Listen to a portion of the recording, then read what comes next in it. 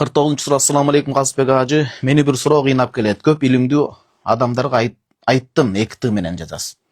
Ынан арлуу эку жооп ала албай атам. Бейиште даражалар бар. Аялым менден жогору даражадагы бейишке кирсе, жогорку даражада. Мен ылдыйкы даражадагы бейишке кирип калсам, амалыбыз ар кыл болуп ошондо кандай болуп калат?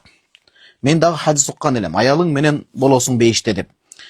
Ар кыл болуп кетет. Мээм тоңуп калып жатат дейт, калып жатат. Аялым катуу жакшы көрөм. Аялымды катуу эку, жакшы көрөм. Бул дүйнөдө жашап, наркы дүйнөдө ажырашышты каалабайм. Бирге болушту каалайм. Илимдүү экүү адамдар айтат, аялың жогорку даражадагы бейишке кирсе, ошол жактагы адамдарды бирөөсүнө никеленет дейт. Сен ылдыйкы бейиште болсоң дейт. Жок, ал туура эмес. Мен бирөөгө бергим келбейт аялым. Эч ким аялын бергиси келбейт эч кимге. Мусулман адамда кызганычтык деген сыпат болот. Ушул эле суроонун тескериси дагы бир суроо кыйнайт. Кудай сактасын, мен тозокко түшүп, аялым бейишке кирсе, башка эркекке никелеп салат дейт. Дагы бир суроо, Аллах сактасын, аялым тозокко түшүп, мен бейишке кирип калсам кандай болот? Аялым менен бирге боломбу, тозоктон чыкты. Ошондон коркуп, аялымдан даражам бийик болсун деп, аялым 100 таспи тартса, мен 200 тартам. Сүрө жатыштан да жатташтан окшойт, аялымды өзүмө жеткирбейм. Менден 3 сүрө аркада, ар дайым мен жогорку бейишке кирсем, аялым ылдыйкка кирсе, Аллах каалап мен аялым кирген бейишке кирип, аялым менен жашай берсем болобу?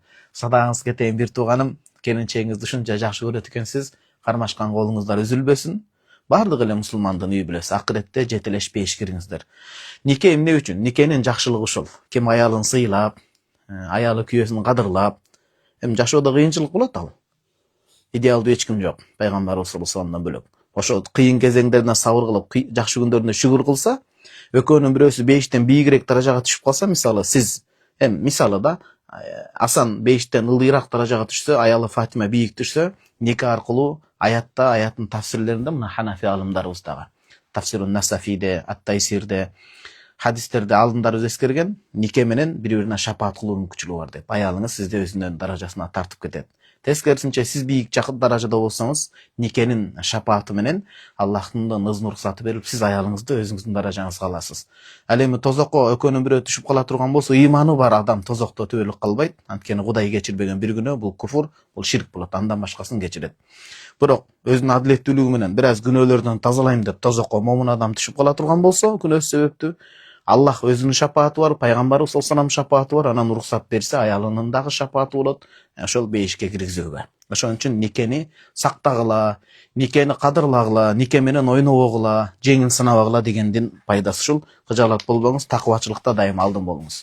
Ал туура эле аял киши эркектин көлөкөсү. Эркек илим жагынан дагы, такыбачылык жагынан да дайыма алдын туруш керек. 50-сүрө. Ассаламу алейкум дейт.